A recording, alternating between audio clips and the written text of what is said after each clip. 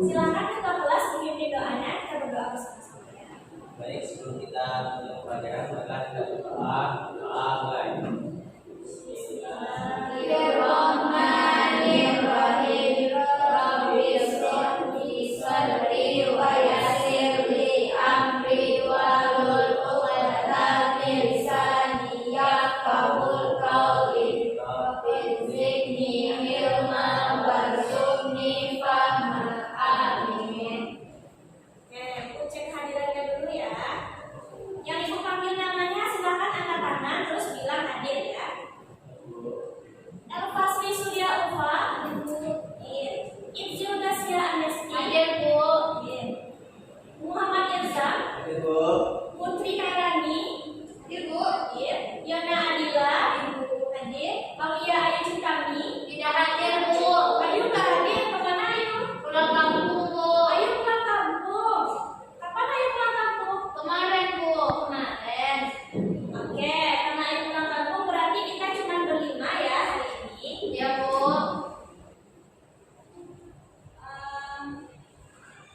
Anak-anak ibu semangat? Semangat, Bu. Kalau gitu ibu mau cek semangatnya dulu deh. Coba anak-anak ibu semua berdiri dulu. Nah, ketika ibu nanti tanya apa kabar anak-anak ibu, nanti jawabnya alhamdulillah, luar biasa, Allahu Akbar. Oke? Oke, Bu. Apa kabar anak-anak ibu? Alhamdulillah, luar biasa, Allahu Akbar. Ya, semangat pagi-pagi. Oke, selanjutnya kita akan menyanyikan lagu Pelajar Pancasila.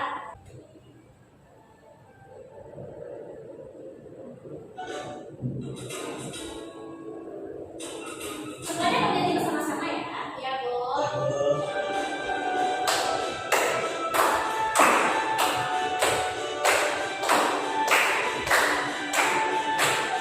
Belajar Pancasila, beriman dan bertakwa pada Tuhan Yang Esa dan berakhlak mulia, berkebinekaan global, gotong royong mandiri, kreatif dan bernalar kritis. Belajar Pancasila, beriman dan bertakwa pada Tuhan Yang Esa dan berakhlak mulia, berkebinekaan global, gotong royong mandiri, kreatif dan bernalar kritis.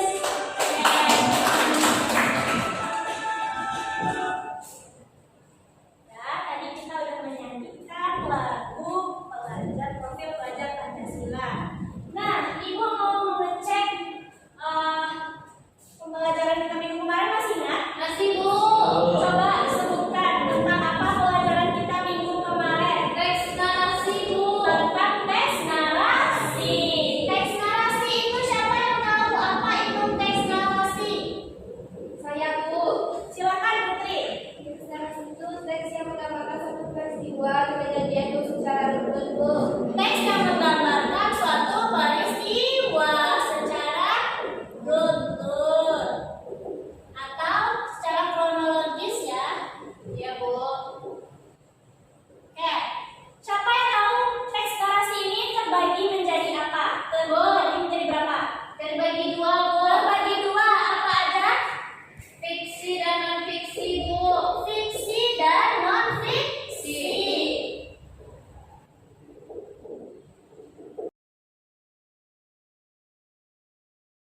Siapa yang tahu apa perbedaan dari kedua jenis teks narasi ini? Fiksi itu cuma Coba yang tahu angkat tangan. enggak. Ya, silakan. Kalau fiksi itu cuma khayalan dan tidak benar-benar terjadi, sedangkan fiksi benar-benar terjadi. Fiksi merupakan khayalan dan tidak benar-benar terjadi, sedangkan non-fiksi merupakan Teks yang benar-benar terjadi. merupakan kejadian yang benar-benar terjadi. Apa contoh dari teks fiksi? Dongeng, Bu. Ada dongeng, apa lagi? Cerpen, Bu. Cerpen, apa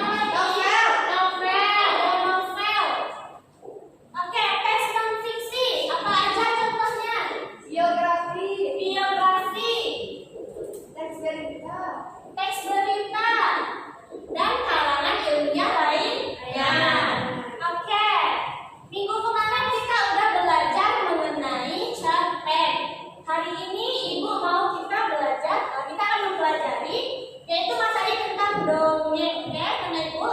Nah, sebelum itu Ibu akan membacakan tujuan pembelajaran kita.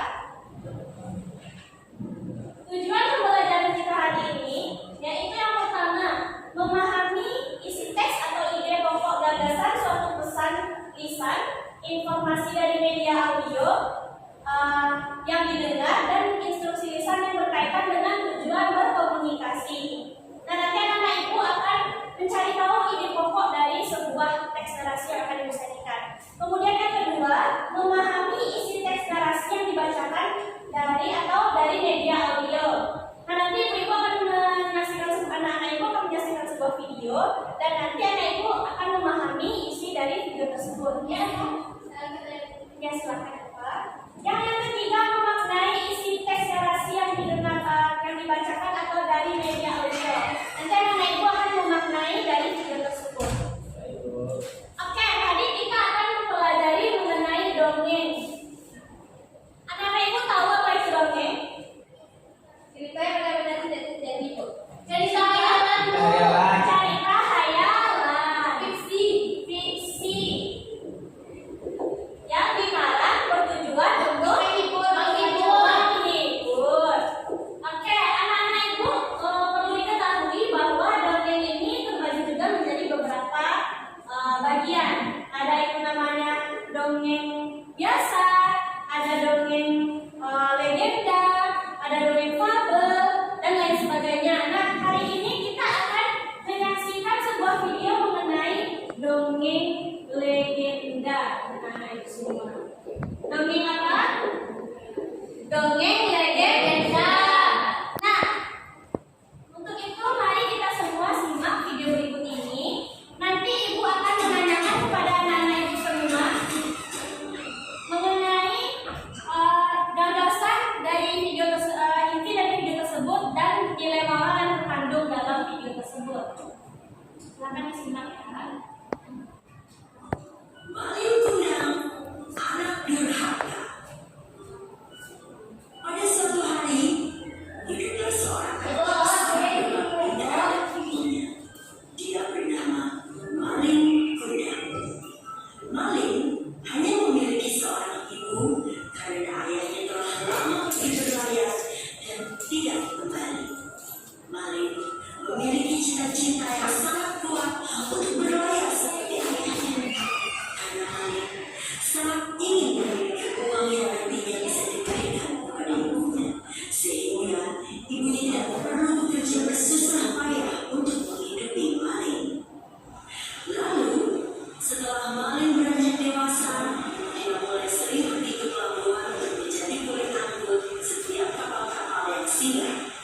Karena Maling sangat rajin dan tangkas, seorang kapten kapal menawarkan pekerjaan kepada Maling untuk merantau mengarungi samudera emas. Tentu saja, Maling sangat gembira mendengar tawaran itu. Dalam pikirannya, dia akan mengumpulkan uang sedikit demi sedikit untuk membahagiakan ibunya. Maling langsung berlari menuju pulang untuk memberitahu kabar gembira itu. Dengan berat hati, ibu Maling memberikan izin kepada Maling untuk merantau. Ibunya berpesan, "Hati-hatilah nak di tanah rantau." Maling pun menjawab, "Jangan khawatir Bu, aku akan mencari uang yang banyak untuk aku berikan kepada ibu. Maling akan menjadi orang kaya dan ibu tidak perlu susah lagi." Maling pun pergi berpamitan dengan air mata ibunya yang berlinang. Sejak kepergian Maling merantau, ibunya selalu bertumbuh di pinggir pantai dan berlari menghampiri setiap kapal yang sandar di pelabuhan. Tapi bertahun-tahun lamanya tidak pernah ada kapal datang membawa Maling. Hingga suatu saat, setelah 10 tahun berlalu, pada sebuah kapal yang sangat besar berlabuh. Semua orang datang ingin melihat kapal yang indah itu. Penduduk pesisir pantai berkata bahwa kapal itu adalah milik dari pemuda kaya raya yang sedang membagi-bagikan uang untuk orang miskin di kampung itu. Mendengar